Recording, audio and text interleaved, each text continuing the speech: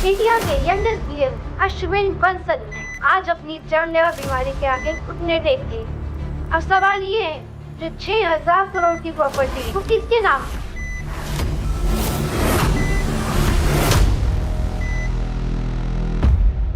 ये देखो, पूरी दुनिया में इसकी मरने की खबरें छप रही हैं और ये यहाँ जीने की उम्मीद लिए बैठा है। जो उम्मीद नहीं छोड़ रहा है उसको दुनिया छोड़ने पे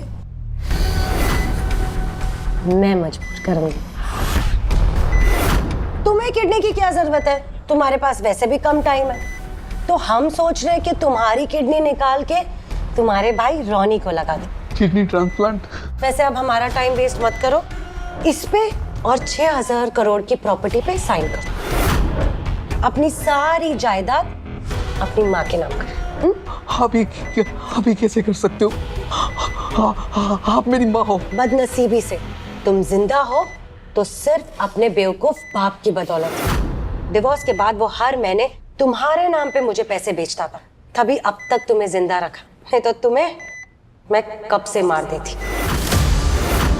लेकिन आप तो कहती थी कि पापा मुझसे नफरत करते थे, वो मेरी फिक्र नहीं करते थे। अपने फायदे के लिए झूठ बोलना तो इंसान की फितरत होती है।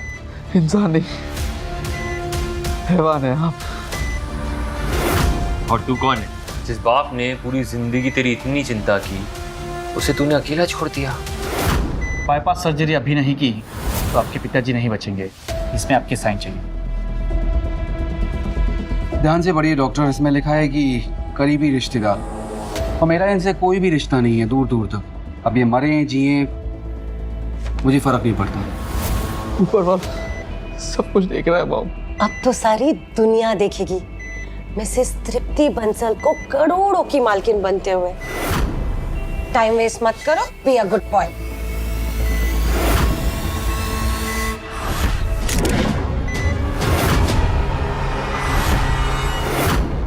पापा, मैं आपकी माफी का हकदार तो नहीं हूँ। मैंने जिंदगी भर आपको सिर्फ दर्द और दुख दिए हैं, और अगर भगवान ने एक बार और मौका दिया आपका बेटा बनने का, तो सिर्फ आपका बेटा नहीं, आपका गुरूर बनकर आऊंगा।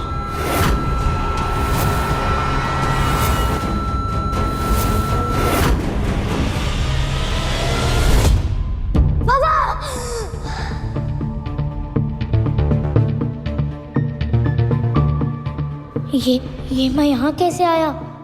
वो हॉस्पिटल, मॉम, ये तो मेरे बचपन का घर। 2018? क्या भगवान ने सच में मुझे एक और मौका दिया है? अरे ये तो मेरे बचपन वाला चेहरा है, और ये छोटे हाथ भी। मतलब मैं अपने पास्ट में वापस। मैं ना अब ये शादी में बिल्कुल नहीं रह सकती। मॉम डैड की वो बचपन वाली लड़ाइयाँ। ये लो डिवोर्स पेपर, और इसे अभी के अभी साइन करो। तुम इतना सेल्फिश कैसे हो सकती हो? आशु का तुम्हारे बिना क्या होगा? आशु को एक माँ की जरूरत है ना। और मुझे चाहिए फ्रीडम, पैसे। लाइफ में ना मैं कुछ बनना चाहती थी, और तुमने मुझे सिर्फ एक माँ बना के रख दिया है। तुम्हें ना तुम्हारी जिंदगी और तुम्हारे बच्चे की जिंदगी मुबारक हो। इसका मतलब भगवान जी ने सच में मुझे सेकंड चांस दे ही दिया। शौर्य, सोच क्या रहे हो? मुझे ना अभी के अभी डिवोर्स चाहिए।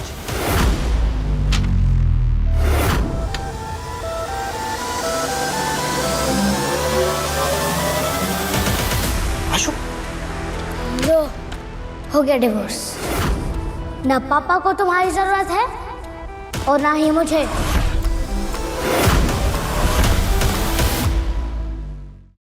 आशु, ये क्या किया तुमने? जबरदस्ती का प्यार जानलेवा होता है पापा। आशु, करण अंकल है ना, वो खानदानी रईस है। उनसे मैं जब शादी करूंगी ना, तो मेरे सारे शौक पूरे होंगे।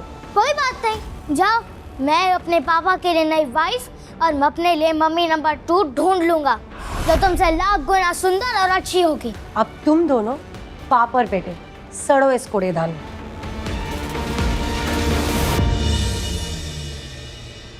मैं चाहकर भी तुम्हें ऐशो आराम की जिंदगी नहीं दे सकता। दुनिया में मुझसे बुरा कोई बाप ही नहीं होगा। बुरे लोग नहीं, बुरा वक्त होता है पापा, और वक्त को बदलते देर नहीं लगती। अगर तुम मेरा साथ दोगे तो हम दोनों मिलकर ना इस वक्त को भी बदल देंगे। बस हमेशा अपने पापा की हिम्मत बने रहना। तो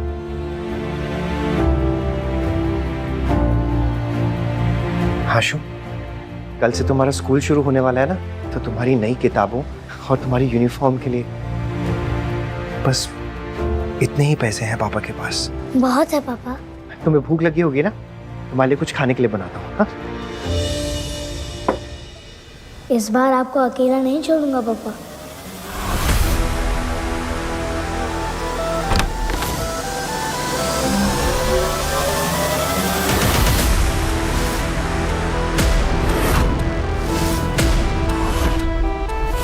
अरे ये किसका बच्चा है? चाय वाला होगा। क्या छोड़ू, दो कड़क चाय लेके आ। कड़क चाय नहीं, कड़क नोटों का सौदा करने आया। बॉम्बे स्टॉक एक्सचेंज करेगा मेरे पापा का नसीब चेंज।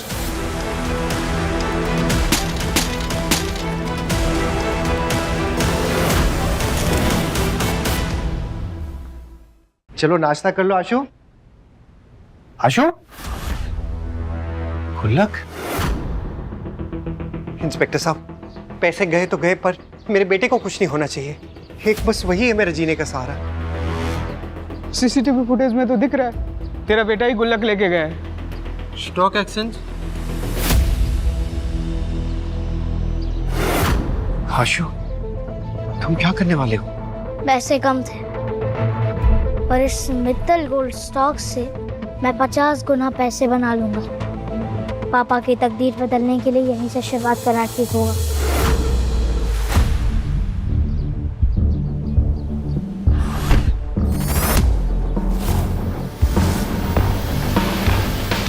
काव्य मैम, आज का स्टॉक मार्केट तो डूब रहा है। जो गहराई में डूबती हुई शेयर मार्केट में से सबसे महंगा मोती बाहर निकाल ले, वही बनेगा एशिया की सबसे बड़ी कंपनी वरदान ग्रुप्स का फाइनेंशियल एडवाइजर। बच्चे, ये शेयर तुमने खरीदे हैं? मित्तल गोल्ड्स का प्राइस गिरने वाला है। बेटर है कि तुम ये स्टॉक वापस कर दो और अपने घर चले जाओ। आपको कुछ नहीं पता। एक सीक्रेट बताओ, अगले आधे घंटे में रशिया यूक्रेन पर बड़ा हमला करने वाला है और अगले 10 दिन में फॉरेन गोल्ड स्टॉक्स 50 गुना तक बढ़ेंगे। बहुत ही अच्छी कहानी है। एक सजेशन दूं? मुफ्त की सलाह ना मैं देता हूँ और ना ही लेता हूँ। जुबान संभाल कर बच्चे, तुम वरदान ग्रुप की CEO, the financial genius miss Kavya Vardhan से बात कर रहे हो। ये तो काव्या वर्धान है।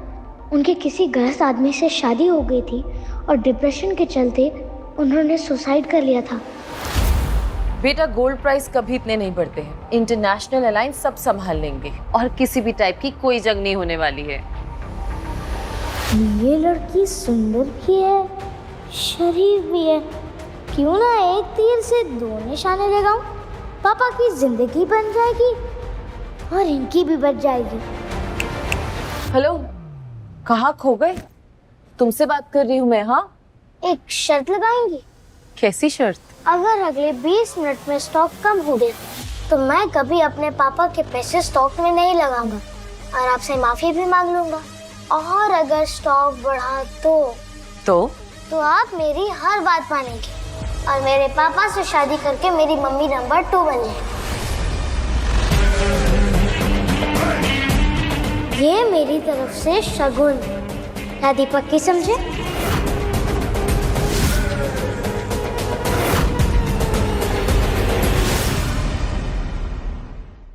मुझे तुम्हारी शर्त मंजूर है, मगर हाँ, अगर तुम हार गए तो तुम अपने पापा के पैसे कभी वेस्ट नहीं करोगे और यहाँ से सीधा घर चले जाओगे। प्रॉमिस? प्रॉमिस। आशु, आशु, तुम यहाँ क्या कर रहे हो? और गुल्लक के पैसे कहाँ हैं? वो सारे पैसे मैंने स्टॉक पे लगा दिए पापा। इतनी मेहनत से एक एक पाई मैंने जोड़ के वो पैसे इकट्ठे किए थे और तुमने ऐसे गवा दिए। हमारी तकदीर बदलने वाली है और वो सिर्फ 20 मिनट में। रातों रात अमीर हो जाएंगे। घर, गाड़ी, बंगला हम सब ले लेंगे। रातों रात अमीर? चप्पल चुराने वाले कब से महंगे जूते पहनने के ख्वाब देखने लगे।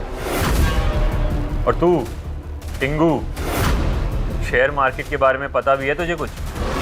जबान संभाल के बात करो। और तुम अपनी औकात संभाल कर बात करो। करण मल्होत्रा को आखिर कर रहे हो तुम?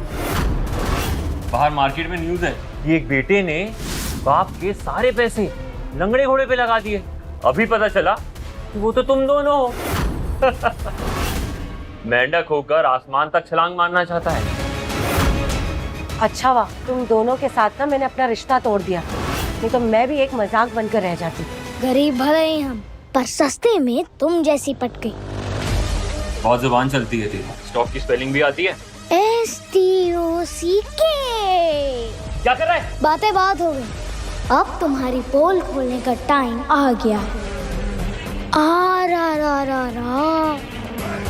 कितने बुरे स्टॉक्स खरीदे आपने यहाँ।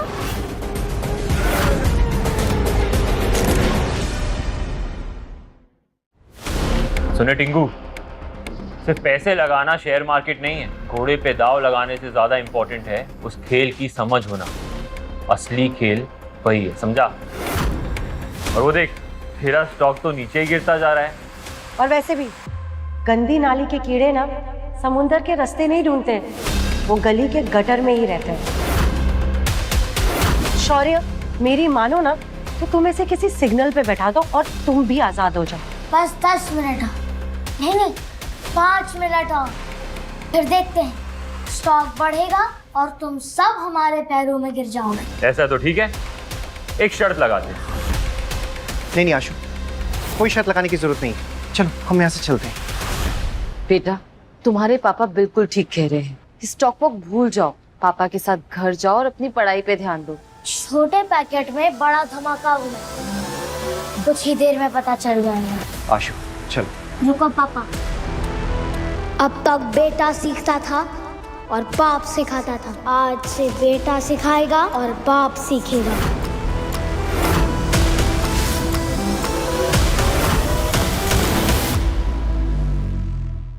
बस एक बार मुझ पर विश्वास कर लीजिए पापा। क्या आप लाइफ में एक बार नहीं जीतना चाहते? जीतने के लिए किस्मत चाहिए, लेकिन तुम्हारे कपड़ों की तरह तुम्हारी किस्मत भी फटी हुई है। बाप भिखारी तो बेटा जुआरी। वाह। रुक रहे, मैंने इसकी कस्टडी नहीं दी, वरना मेरे पैसे भी जला देता।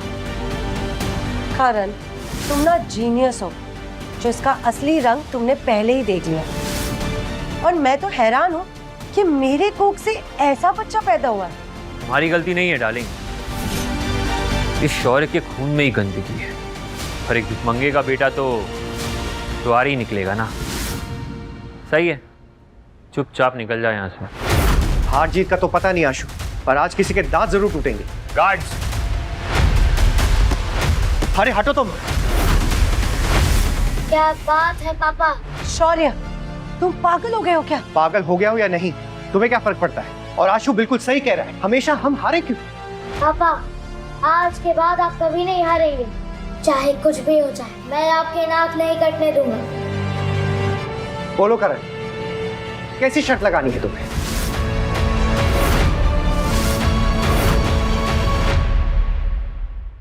अगर अपने आप को शर्मिंदा करना ही है तो कर लो। 15 मिनट में अगर ये स्टॉक ऊपर नहीं आया तो तुम दोनों जिंदगी भर मेरे नौकर बन के रहोगे। लेकिन आशु बच्चा है, इसमें उसे घसीटने की जरूरत नहीं है तुम्हें। कोई बात नहीं पापा, जीत हमारी होगी। शौर्य, तुम सोच भी कैसे सकते हो कि तुम जीत जाओगे? क्या तुमने सच में मान लिया है कि तुम्हारा बेटा यूं ही हवा में कोई भी शहर चुन लेगा और पैसे लगा देगा और तुम पैसे जीत जाओगे? लेकिन अगर आप हार गए तो?